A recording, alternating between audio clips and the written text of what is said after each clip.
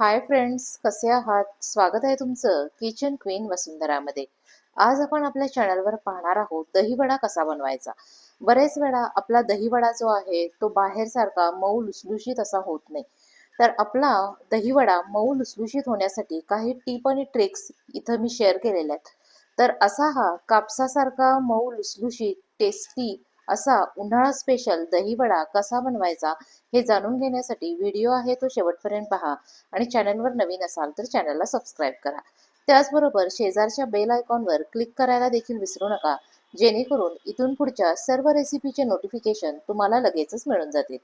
तर आता आपण फार वेळ न घालवता प्रत्यक्ष कृतीला सुरुवात करूयात. दहीवडा बनवण्यासाठी सुरुवातीला मी 1 वाटी होईल इतकी उडीद डाळ घेतलेली आहे. उडीद डाळ जी आहे ती आपल्याला पांढरी शुभ्र अशी उडीद डाळ घ्यायची आहे. उडीद डाळ आपल्याला 2 ते 3 वेळा पाण्यानं स्वच्छ अशी धुवून घ्यायची आहे आणि त्यानंतर 4 ते 5 तासासाठी आपण ही उडीद डाळ भिजत घालणार आहोत. 4 ते 5 तासात उडीद डाळ चांगली अशी भिजली जाते. 4 ते 5 तास भिजल्यानंतर ही डाळ आपल्याला वाटून घ्यायची आहे. आता ही डाळ मी मिक्सरला बारीक करून घेणार आहे.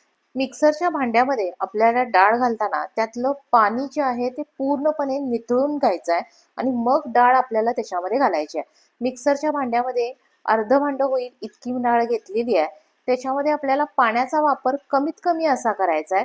पाण्याचा जर अंश त्याच्यामध्ये जास्त झाला तर नंतर बारीक झाल्यानंतर ते पातळ होईल. आता मी ही डाळ जी आहे ती बारीक करून घेतलेली आहे. आता ही बारीक केलेली डाळ मी एका दुसऱ्या भांड्यात काढून घेते. ही डाळ आता तुम्ही पाहू शकता, याचं टेक्स्चर जे आहे ते अतिशय घट्ट असं आहे. असंच आपल्याला टेक्स्चर घट्ट पाहिजे, खूप पातळ टेक्स्चर आपल्याला नको आहे. अशाच प्रकारे आपण उरलेली डाळ देखील बारीक करून घेणार आहोत. पाणी निथळून घेऊन उरलेली डाळ मी मिक्सरच्या भांड्यामध्ये ऍड केलेली आहे. यानंतर आपल्याला यामध्ये एक मिरची ऍड करायची आहे. डाळ बारीक करत असतानाच मी त्याच्यामध्ये मिरची ऍड केलेली आहे, म्हणजे ती व्यवस्थित त्याच्याबरोबर बारीक होईल. यानंतर मी 1 इंच होईल इतकं आलं घेतलेलं आहे. आलं आपल्याला स्वच्छ धुवून घ्यायचं आहे. त्याची वरची साल जी आहे ती काढून घेतलेली आहे. ते थोडंसं असं चाकून बारीक कट करून घेऊया आणि आपण त्या डाळीमध्ये ऍड करूयात. यानंतर कमीत कमी पाण्याचा वापर करून हे सगळं मी बारीक करून घेतलेलं आहे. आता हे वाटून तयार झालेलं मिश्रण जे आहे ते आपण पुन्हा पूर्वीच्या डाळीमध्ये मिक्स करून घेऊयात. डाळ जी आहे ती आपली वाटून झालेली आहे. यानंतर आपल्याला वडे तळायला सुरुवात करायची आहे. तर त्यासाठी मी कढईमध्ये तेल गरम करायला ठेवणार आहे. एका बाजूला आपलं तेल जे आहे ते गरम होतंय, तोपर्यंत आपण वड्यासाठीची म्हणून तयारी करूयात. आपण जे काही पीठ बारीक करून घेतलं होतं त्यामध्ये आपल्याला जिरे त्याचबरोबर मीठ ऍड करायचं आहे. या ठिकाणी मी 1 टेबलस्पून होईल इतके जिरे, त्याचप्रमाणे चवीनुसार मीठ ऍड करून घेणार आहे. जिरे जे आहेत ते मला अखंड हवे होते, त्यामुळे मी डाळ बारीक करताना जिरे त्याच्यामध्ये यूज केलेले नाहीयेत. आता हे आपल्याला 5 ते 7 मिनिटासाठी चांगलं असं फेटून घ्यायचं आहे. जितकं चांगलं तुम्ही पीठ फेटून घ्याल तितके वडे जे आहेत ते तुमचे हलके आणि लुसलुशीत होण्यासाठी म्हणून मदत होणार आहे. छान असं आपल्याला हे पीठ फेटून घ्यायचं आहे. आता माझं जे भांडं आहे ते अगदी काठोकाठ पिठानं भरलेलं आहे, त्यामुळे मला थोडीशी कसरत करावी लागलेली आहे. तर तुम्ही काय करा, भांडं सिलेक्ट करताना थोडंसं मोठ्या आकाराचं सिलेक्ट करा, ज्यामुळे तुम्हाला इझिली पीठ जे आहे ते फेटता येईल. सुरुवातीला मी 5 ते 6 मिनिटं होईल इतकं पीठ फेटून घेतलेलं आहे. यानंतर आपल्याला यामध्ये चिमूटभर होईल इतका सोडा ऍड करायचा आहे. खायचा सोडा जो आहे तो आपल्याला कमीत कमी प्रमाणात ऍड करायचा आहे. खायच्या सोड्याचं प्रमाण जर जास्त झालं तर त्याच्यामध्ये वडे जास्त प्रमाणात तेल जे आहे ते शोषून घेतात. म्हणून आपण कमीत कमी सोड्याचा वापर करतोय. सोडा ऍड केल्यानंतर परत 3 ते 4 मिनिटासाठी हे पीठ पुन्हा एकदा छान असं फेटून घेऊयात. अशा प्रकारे जवळजवळ 10 मिनिटासाठी आपण पीठ चांगलं फेटून घेणार आहोत. समजा पीठ फेटून झाल्यानंतर तुम्हाला ते थोडं पातळ वाटायला लागलं तर काय करायचं बघा, त्याच्यामध्ये थोडासा बारीक रवा जो आहे तो ऍड करायचा. म्हणजे तो रवा काय करतो, त्यातलं पाणी जे आहे ते शोषून घेतो आणि त्यामुळं आपलं पीठ घट्ट होण्यासाठी म्हणून मदत होते. आता माझ्या पिठाची कन्सिस्टन्सी जी आहे ती अगदी मला हवी तशी आलेली आहे, त्यामुळे मी त्याच्यामध्ये रवा किंवा पाणी काहीही ऍड केलेलं नाहीये. पीठ जे आहे ते मी चांगलं फेटून घेतलेलं आहे. आता आपलं पीठ अगदी परफेक्ट रेडी झालं आहे की नाही हे आपल्याला चेक करायचं आहे. हे चेक करण्यासाठी मी एका वाटीमध्ये पाणी घेतलेलं आहे आणि या पाण्यामध्ये फेटून घेतलेल्या पिठाचा एक छोटासा गोळा जो आहे तो मी ऍड केलेला आहे. आता हा गोळा जो आहे तो आपला जर वर तरंगत असेल तर आपलं पीठ जे आहे ते अगदी परफेक्ट रेडी झालं आहे असं समजायचं. या ठिकाणी मी तयार केलेला पिठाचा गोळा पाण्यामध्ये तरंगतोय याचाच अर्थ असा आहे की पीठ जे आहे ते अगदी परफेक्ट असं रेडी झालेलं आहे. पीठ रेडी होईपर्यंत आपलं तेल देखील व्यवस्थित असं तापलं गेलेलं आहे. तेलाचा खूप असा धूर देखील आपल्याला करायचा नाही आहे. गॅसची फ्लेम जी आहे ती मी आता मीडियम केलेली आहे आणि यामध्ये आपल्याला वडे जे आहेत ते सोडून घ्यायचे आहेत. वडे सोडताना मी खूप लहान नाही, खूप मोठे नाही, तर मध्यम आकाराचे असे वडे जे आहेत ते आपल्याला छान असे तेलामध्ये सोडून घ्यायचे आहेत. वडे एकमेकाला शक्यतो चिटकू द्यायचे नाही आहेत, त्यामुळे खूप तेलामध्ये वड्यांची गर्दी करायची नाही. 2 ते 3 मिनिटं झाल्यानंतर मी त्याच्यामध्ये झारा जो आहे तो घातलेला आहे आणि वडे जे आहेत ते आपले परतून घेतलेले आहेत. आता हे वडे आपल्याला चांगले तळू द्यायचे आहेत. वडे तळण्यासाठी आपल्याला थोडासा वेळ द्यावा लागणार आहे. आपण जर गॅसची फ्लेम जी आहे ती वाढवली तर काय होईल बघा, वडे जे आहेत ते वरून आपले तळले जातील पण आतून कच्चे राहतील. यासाठी आपल्याला खूप गडबड होऊ द्यायची नाहीये. एक वड्याची बॅच तळण्यासाठी कमीत कमी आपल्याला 5 ते 6 मिनिटं इतका वेळ हा लागणारच आहे. त्याचबरोबर आपल्याला वड्याचा कलर देखील मेंटेन असा ठेवायचा आहे. त्यामुळे वडे बघा सगळीकडून एकसारखे तळले जातील यासाठी आपण मध्ये मध्ये त्याच्यामध्ये झारा बुडवून वडे आपल्याला हलवून घ्यायचे आहेत. त्याची बाजू जी आहे ती पलटी करून घ्यायची आहे. 6 ते 7 मिनिटं तळल्यानंतर अशा प्रकारे वडे जे आहेत ते माझे एकदम परफेक्ट असे तळून रेडी झालेले आहेत. आता या वड्याचा कलर जो आहे तो तुम्ही पाहू शकता. खूप लालसर असा कलर त्याला आलेला नाहीये. मार्केटमध्ये देखील आपला दहीवडा असतो त्याचा कलर बघा व्हाईट असाच असतो. म्हणून मी गॅसची फ्लेम जी होती ती काय ठेवली होती, मीडियम वर ठेवली होती. तर अशाच प्रकारे आपण उरलेल्या पिठापासून सगळे वडे जे आहेत ते पहिल्यांदा रेडी करून घेणार आहोत. वड्याची पुढची बॅच जी आहे ती मी आता तयार करून घेणार आहे.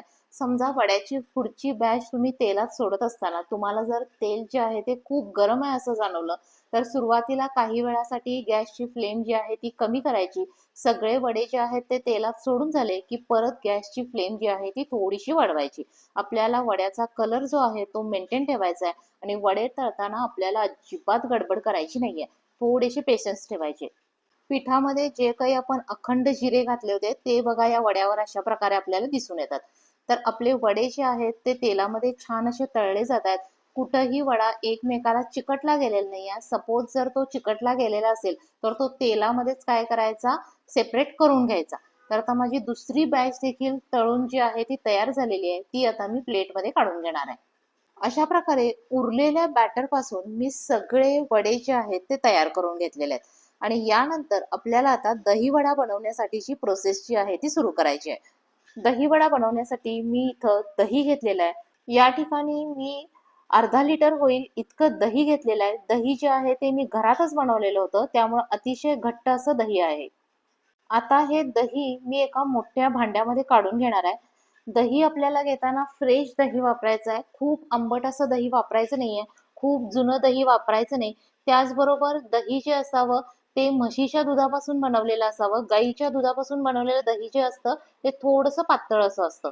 आणि दही बनून झाल्यानंतर मी ते फ्रीजमध्ये ठेवलं होतं, जेणेकरून आपल्याला गार दही मिळून जावं. तर आता अशा प्रकारे हे दही जे आहे ते मी एका मोठ्या भांड्यामध्ये काढून घेतलेलं आहे. यानंतर आता आपल्याला यामध्ये साखर ऍड करायची आहे. आपल्याला वडा जो आहे तो थोडासा असा चवीला गोड यावा म्हणून आपण याच्यामध्ये साखर ऍड करतोय. तर मी 2 टेबल स्पून होईल इतकी साखर यामध्ये ऍड केलेली आहे. साखर ऍड करताना मी रेग्युलर साखरच ऍड केलेली आहे. तुम्हाला हवी असेल तर पिठी साखर वापरायची असेल तर पिठी साखर वापरू शकता. फक्त पिठी साखर वापरणार असाल तर ती 2 टेबल स्पून ऐवजी 3 टेबल स्पून वापरायची. यानंतर मी याच्यामध्ये मीठ ऍड करणार आहे. आपण वडे बनवताना देखील मीठ ऍड केलेलं आहे. त्याचबरोबर आपण ज्या काही याच्यामध्ये चटण्या वापरणार आहोत त्यामध्ये देखील मीठ असणार आहे. त्यामुळं मी अतिशय कमी असं मीठ याच्यामध्ये ऍड केलेलं आहे. यानंतर आपल्याला याच्यामध्ये पाणी ऍड करायचं आहे. तर बघा दह्याची जी काही भांडी होती त्याच्यामध्येच मी थोडंसं पाणी ओतून घेतलेलं आहे आणि हे पाणी जे आहे ते आपण भांडं स्वच्छ करून धुवून घेऊन ते दह्यामध्ये ऍड करूया. पाणी घेताना मी फ्रीज मधलंच पाणी घेतलेलं आहे, ज्यामुळं आपल्याला दहीवडा बनवण्यासाठीचं दही जे आहे ते अगदी थंड असं दही लगेचच मिळून जाईल. दह्याच्या भांड्यामध्ये आपल्याला खूप देखील पाणी ऍड करायचं नाहीये. दही आपल्याला खूप पातळही नको, खूप घट्टही नको, अशी कन्सिस्टन्सी आपल्याला ऍडजस्ट करायची आहे. दह्याचं भांडं धुवून घातलं म्हणजे दह्याचं कोणत्याही प्रकारे काय होणार नाही, नासाडी अशी होणार नाही. म्हणून मी भांडी जी आहे ती स्वच्छ धुवून घेतलेत पाण्यानं आणि तेच पाणी त्याच्यामध्ये ऍड केलेलं आहे. आता हे दही जे आहे ते आपल्याला रवीनं थोडंसं असं घुसळून घ्यायचं आहे.